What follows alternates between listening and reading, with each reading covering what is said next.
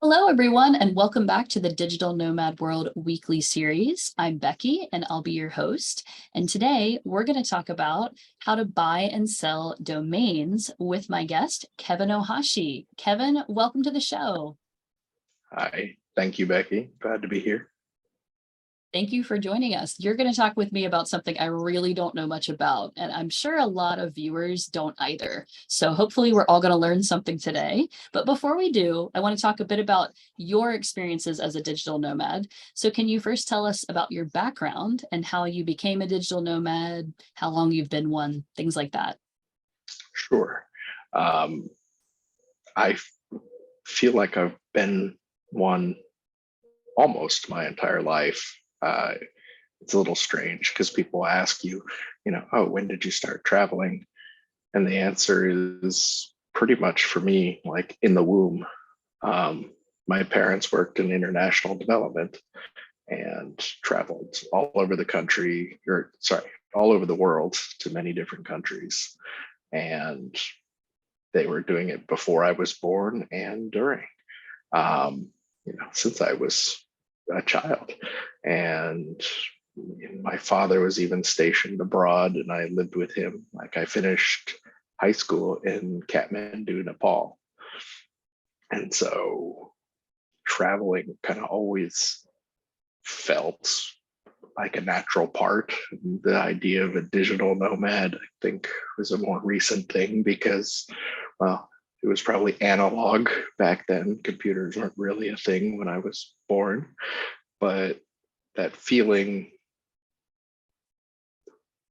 it just has always been there. I started my first online business, which was buying and selling domain names at around 16 when I lived in Nepal. So I guess officially that would be a start date. That would have been around 2002. So Oh, you're one of the originals that's, for sure. and yeah, so I guess forever is what it feels like. That's 21 years since I started an online business and ran it from another country. Wow, and yeah, you also seem to have plenty of experience selling domains and buying them. So I'm glad we're here with you today to learn about them. A couple other things I wanted to ask about your digital nomad experience. With all the experience you have, could you give us one tip for people that are maybe starting out as digital nomads that you've come to along all these years? Um, it's not as easy as people will tell you. And I mean, I run into a lot of software developers. I think partly that's because I am one, but also it's a pretty appealing job for travel and working remotely because often there's this feel of there's no need to be around other people physically or at a company. And I do meet a lot of younger software developers who are trying to be nomads, and they ask questions like, oh, like how do you find contracts? How do you find people who are willing to hire you? People try platforms like Upwork, which often don't pay very well. And it sounds like it can be very frustrating. And my advice would be, I don't know that it's the greatest idea for your career, at least to start just right away.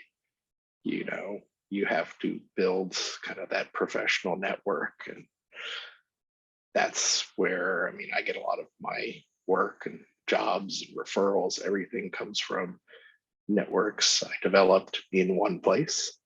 So the idea of jumping around to many places, it can be nice, but you would have to probably take a much more active role in networking and developing connections. And it does reduce that professional education of being around other people.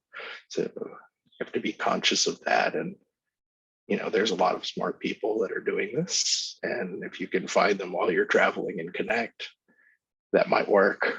But if you're just out trying to enjoy the lifestyle more than the professional style, I think it can be really difficult. So I think that's just really important to keep in mind. So depending on your career, what you're planning to do for work as you're traveling, build that network before you go. Make sure something's in place. or have the means to last probably twice as long as you think you're going to need. The worst Okay. feeling is, being in another country and being broke or not being able to afford the things you want or especially need. Yeah. And seeing everybody around you succeeding, but not being able to tap into the work they're doing. Yeah. Many of the successful people you're going to see have built professional networks and such far early on. And I think this digital nomadism tends to skew a bit younger and younger. There's this appeal, and it's harder and harder to be professionally successful at a younger age. So you have to keep that in mind, that you're developing both at the same time. Okay. That's a really good tip. Thank you for sharing that. On the flip side here, on the less serious side, what is one funny story you can share with us in your experience as a digital nomad? I mean, it really depends on what you define as funny. I I enjoy and find amusing the serendipity of being a nomad and traveling everywhere. Um, Things you thought would never happen or couldn't have predicted. I love running into people that I know in the most random places. It always amuses me. So some of the funniest encounters I've had were, I think the absolute strangest one was running into an old high school classmate of mine from Nepal. So we went to the same high school in Nepal, and I ran into him in an alley in Bratislava one night at like 2 a.m. I had been out. I was flying to Japan the next day. I was staying with a friend there. We had been out drinking all night, and we're returning home at 2 a.m. And instead of crossing the road, it was like a 8 lane or 6 lane road illegally, just jumping and running across, which would have been easier. We went down some long alley to go find like a tunnel or a crosswalk or something. I don't really remember, for being honest. But as I'm walking down this alley with my friend, guy comes around the corner and both just kind of stop and look at each other. And he just goes, "Kevin?" I'm like, "Tony? What are you doing here? It's 2 a.m. in Bratislava. He was a Swiss guy, and he happened to be stationed in, I think, the Swiss embassy or consulate there for a 3 month whatever, and as part of whatever he was doing, I don't really know. And we just happened to be walking through the same alley in the middle of the night, and he was going out to celebrate. I think his friend graduating that night, and because of the serendipity, I decided to turn around and go out with him while my friend went home to sleep. I don't remember how I got home that night. And the reason I was leaving the EU at that point was my visa had run out, and I had been studying in Sweden. And I think I may have asked a local to marry me for a visa that night as well. But I really don't remember pretty much the rest of the night or how I got to Japan at that point. But Amazing, Kevin. it's the fun serendipity of traveling, is running into people in the most unexpected of places and taking you to nights maybe you don't remember. Yeah, and being open to going with the flow like that after this weird moment happens. That's so cool. How could you say no after running into an old high school friend in the back alleys of Bratislava? Exactly. Exactly. Oh, what a great story. Okay, now I'm going to get into the business side of things with you, Kevin. So, All right. talking about buying and selling domains. Okay, you had already actually said that you first got into this in high school, but what was it about domains that really attracted you then? And how did you get into this whole thing? So it was by accident. Um, Okay. I the first business I'm going to use quotes there, I tried to start was with my best friend when we were, I don't know, maybe about 13ish. I had started learning how to make websites, program HTML at 11, and somewhere around 13 it was like, oh, we should start a company and like do this. This should be our thing. And we got his dad to pay for a domain name and web hosting package. We set up our corporate site and everything. We never had a single client as far as I'm aware.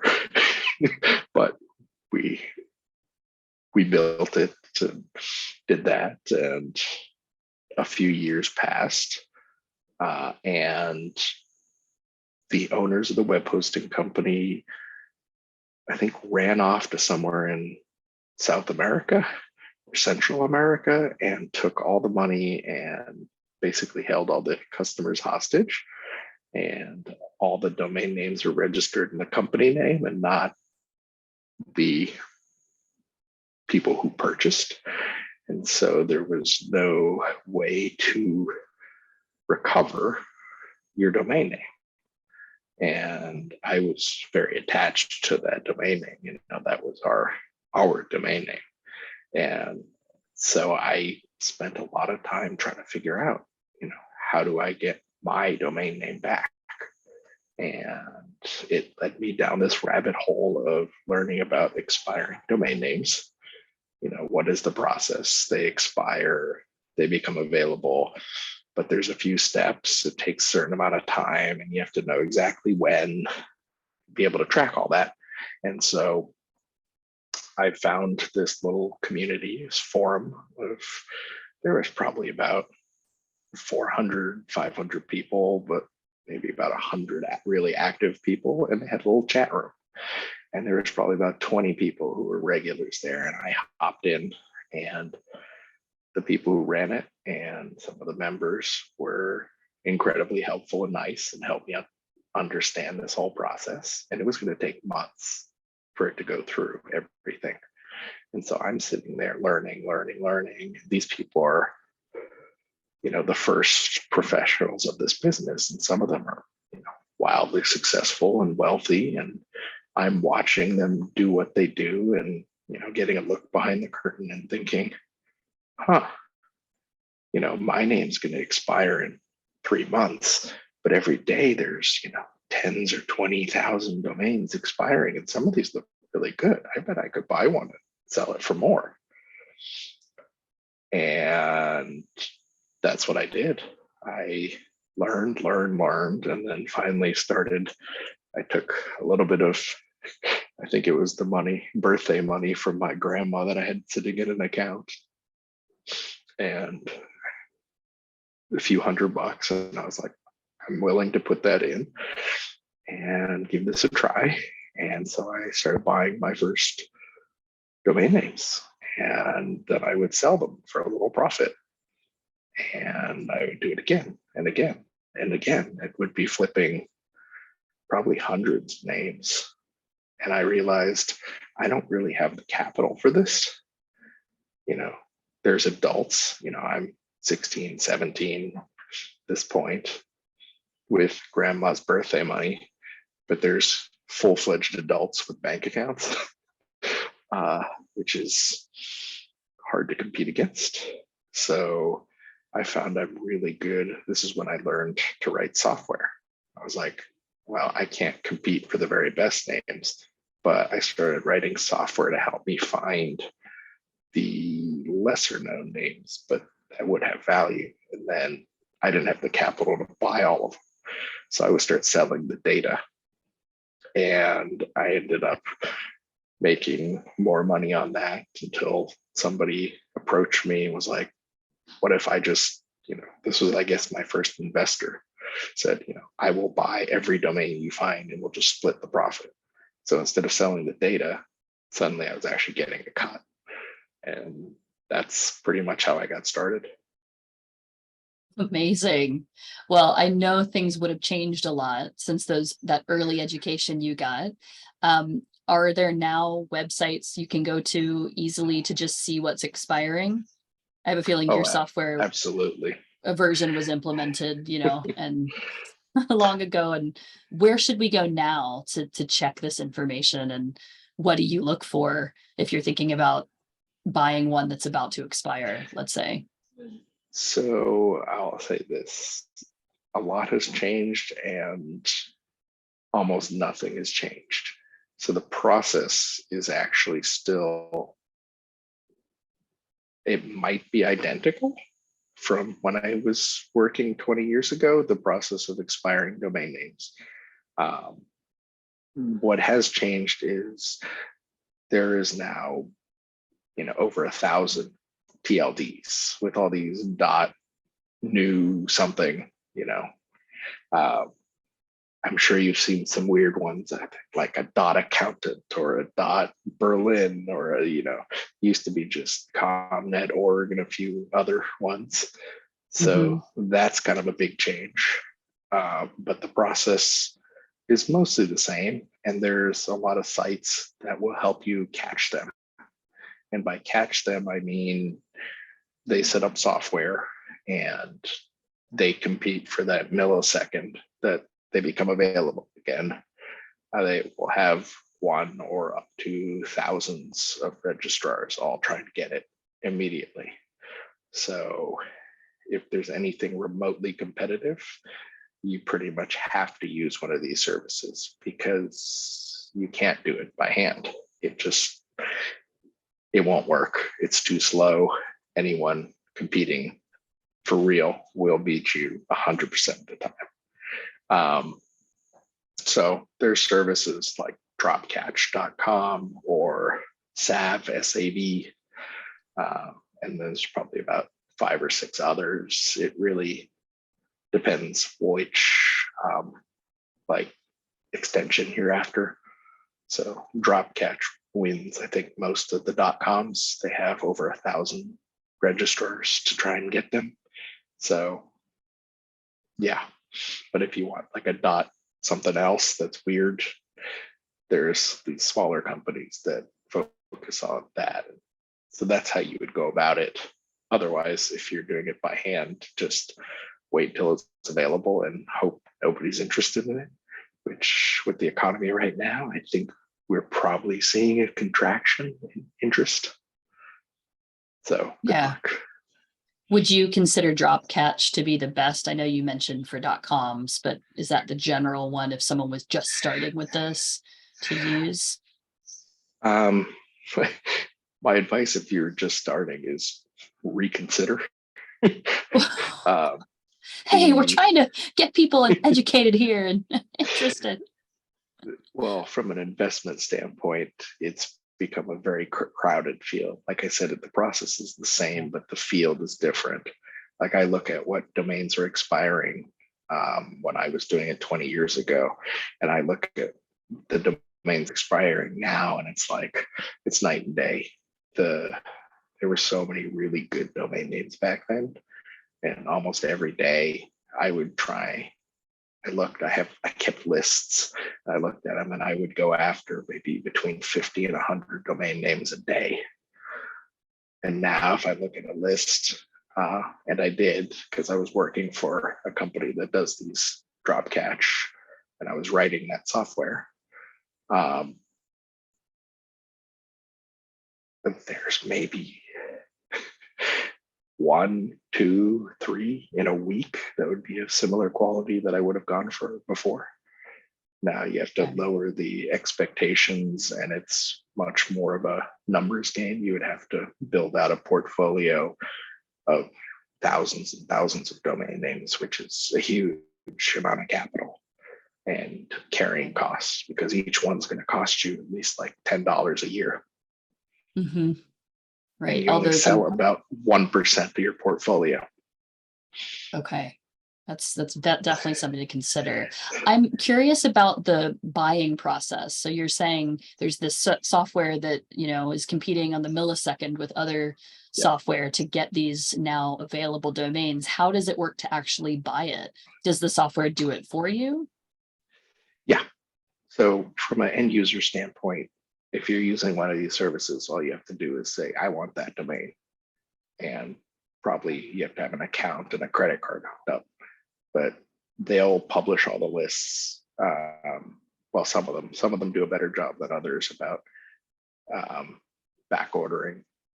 So I think if you go to like namejet.com, that's another drop catch website. They have lists. They'll even tell you which domains have the most bidders before they expire.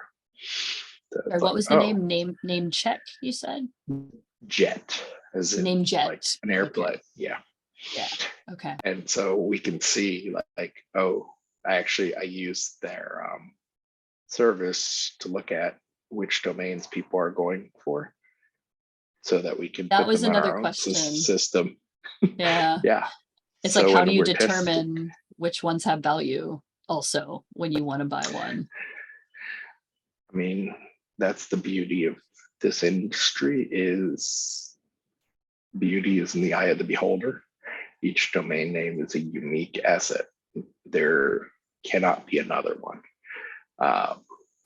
It's a unique identifier. So if somebody associates value with it, it can be worth infinite amounts, no matter how good or bad. Like I've seen some sales, because I worked for one of the larger companies, it sold domain names where I went, I cannot believe anyone wanted that domain for that much money. It's mind-boggling.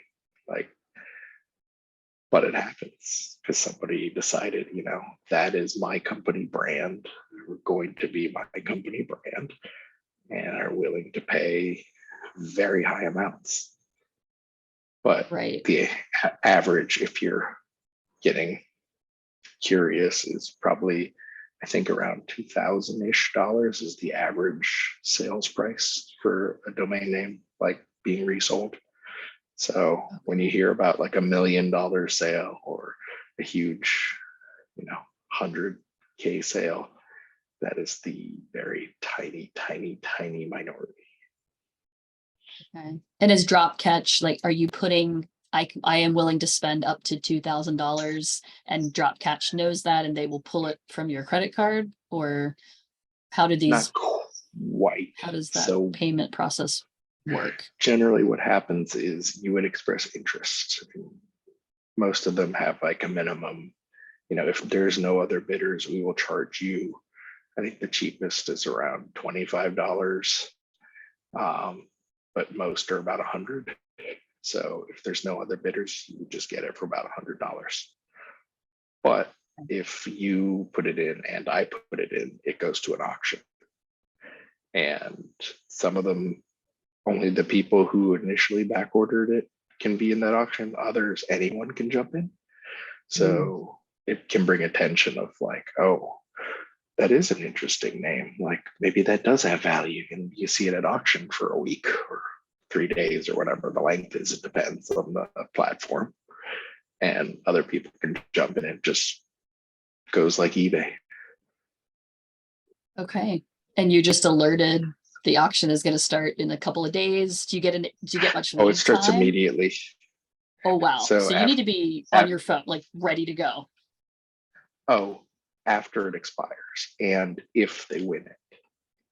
So if you really want a name, you would back order it at basically every service, and then just bid on whichever service wins, and hopefully it's one of them, not a private, because there are companies that do this privately. They're not in it to auction them off. They keep them. Okay. But you need to be there. If you know that domain is coming up and available, you need to be ready, because you may go into an auction very quickly. Well, the auctions will last days because they want to make the most money, and you can Okay. set a reserve bid just like eBay. So if I'm Jeff Bezos and I want a domain name and I can just put $1 billion as a reserve, it'll automatically bid up to whatever anyone else is willing to pay. So it works pretty functionally. I mean, they want to make money. And so they've designed it just like everybody else, like eBay has and every other auction platform, to maximize the returns, which means giving bidders a good chance. Okay. What is a typical ROI that you aim for when you resell something you've been holding? So like I said, the economics of it are this 1 to 2% of your portfolio is what you would expect on average to sell per year. So if you run the numbers, let's be conservative and say it's 1%. And let's say roughly each domain costs $10 a year to renew. So if you have 100, that's $1,000 a year of renewal fees, and you could sell one. So that immediately, you need to be charging at least $1,000, and that would be break even. But the secondary market tells us it's about 2,000 something. So that's about a 2x ROI on an annual basis, 4x if you're hitting 2%. But the problem is it depends on quality. So if you have better names, you can get higher prices. At this point, at my peak, I personally, or through my partners, had thousands of names, but now it's down to, I think, somewhere between 200 or 300. So I sell 0 to 3 names a year is probably normal. So, and what I'm still holding, I think, is very good domain names. So I try and shoot for the moon every time, because why not? This is Exactly. just it's not my livelihood. It's this kind of a relic of a previous time. I mean, most of my income is derived from actual other businesses. These are just kind of nice little bonuses. So it's like selling something for 2,000 is not meaningfully changing my life. If I'm a software developer, consultant, should be making that more than that in a week. So Hopefully. And hopefully, yeah. the software is telling you what is a quality name. If you're finding new domains, is that how it works? Because you wouldn't know if somebody was putting value to certain words, I would imagine, unless the software was telling you.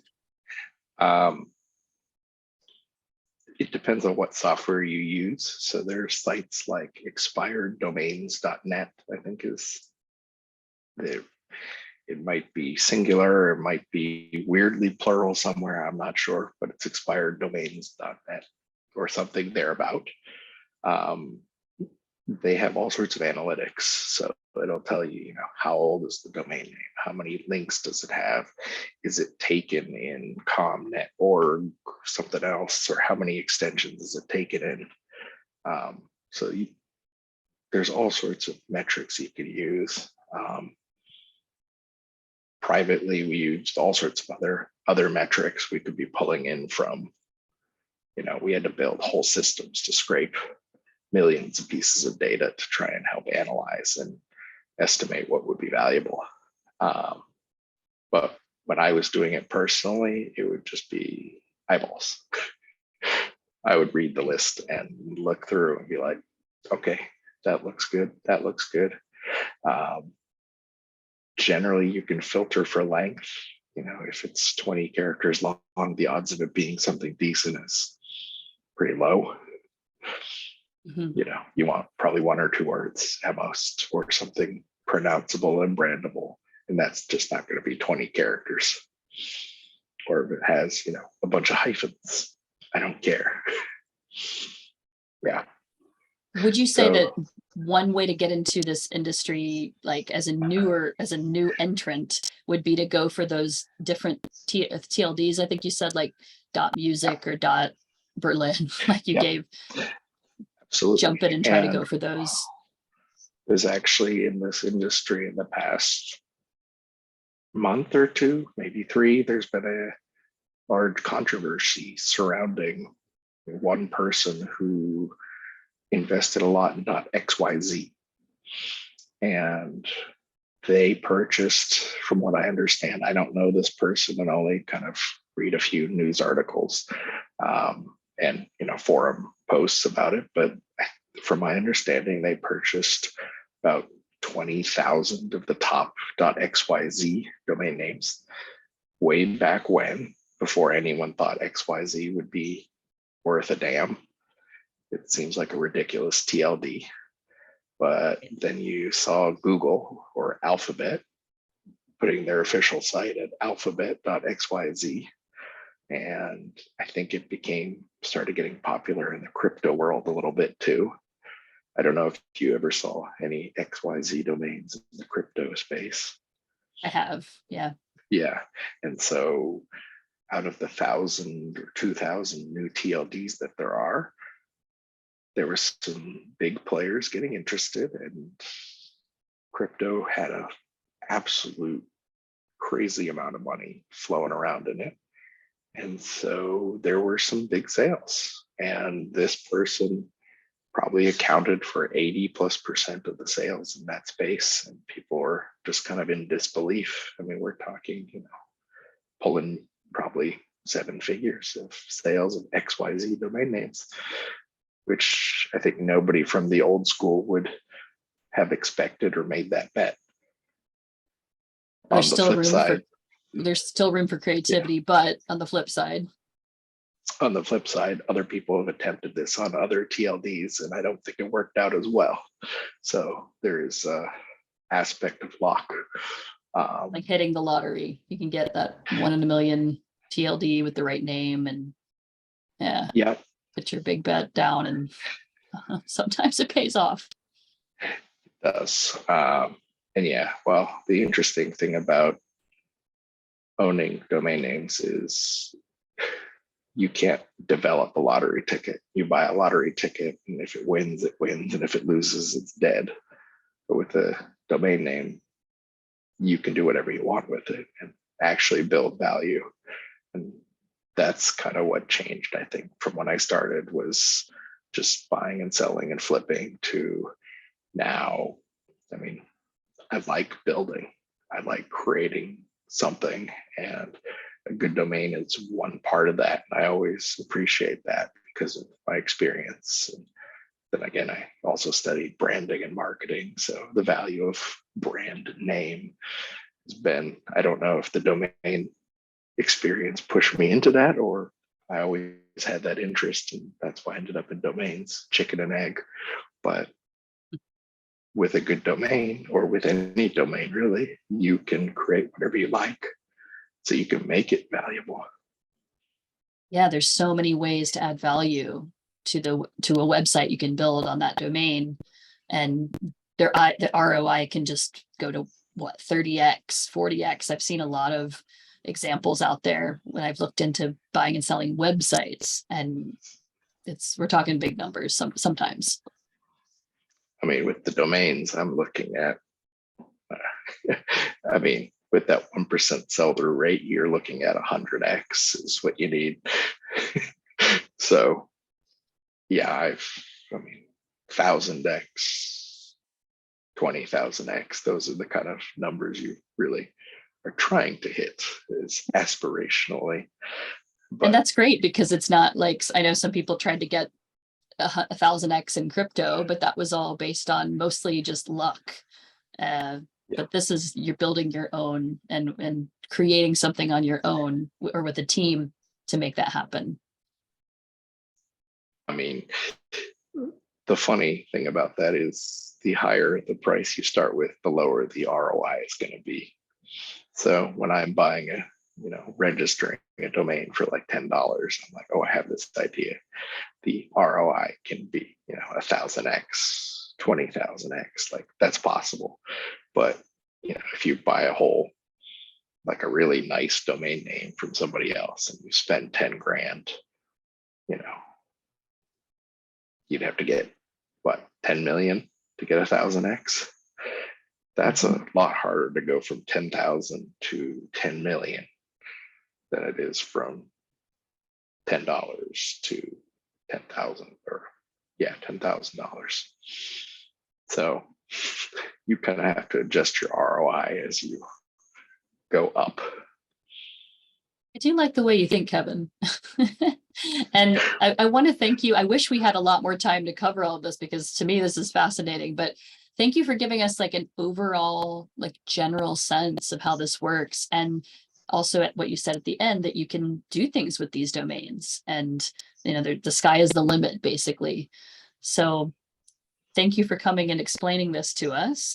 I did want to ask you if people want to follow you, or if they want to find any more information out about this from your side, where can they go? If they want to follow me, I mean, the easiest places are probably Twitter. It's at Kevin Ohashi. Or I suppose I am on Instagram, but I honestly don't post on either of those very much. But I am there. I'm available. Literally, you can Google my name and find me on a dozen platforms and reach out. Or go to reviewsignal.com. That's one of my businesses, and it has a live chat, and I'm the only person. So people click that and just start chatting with me. If I'm there, I see it. Good to know. Okay, Yeah. reviewsignal.com. If you need more information from Kevin, that's where you can go. And the other place you can find me is the newest domain that I am working on developing, Portugal.com. So that's quite a domain name, Kevin. I think that would do well. That's the most exciting domain name that I'm working on. And that just popped up in an expiring list, and you got it? It popped up in an auction, and I thought, I've always wanted to own a country.com, and the closest I ever came was southsudan.com, and I couldn't pull the trigger on that. It was about $10,000. At the time, still, I'm not sure if I would pay that for southsudan.com, but this popped up in an auction, and it had a reserve price of $250,000 to $500,000. And I thought, that's actually seems reasonable. And I did my research, and most country.com sold for millions, and like 20 years ago. So it's like, and Portugal's really hot. It's just popping off. And I mean, so much so, somebody I know just moved there. Yes, that would be me. I can say that it's trending for sure. So yeah, I wish you well with that domain. I'm sure that you will do well, and you are. Thank you. And yeah, when I didn't actually buy it, I don't have that much money. So I talked a friend into buying it, and I've ended up developing it. I love that there's all these different ways you can get in and make things happen with domains. I think this could be a great lesson for people watching. Like, yeah, you don't have to have that much money. You found over your whole career with these domains different ways to make it happen. Yeah, and if you can create things, there's always opportunities. And so if you go out, build more, they will keep following you if you're good at what you do, and if you keep connecting with the right people. I love that. Sage advice to end this interview. Kevin, thank you so much. It's always a pleasure to chat with you. Happy to be here. Thank you. Thank you.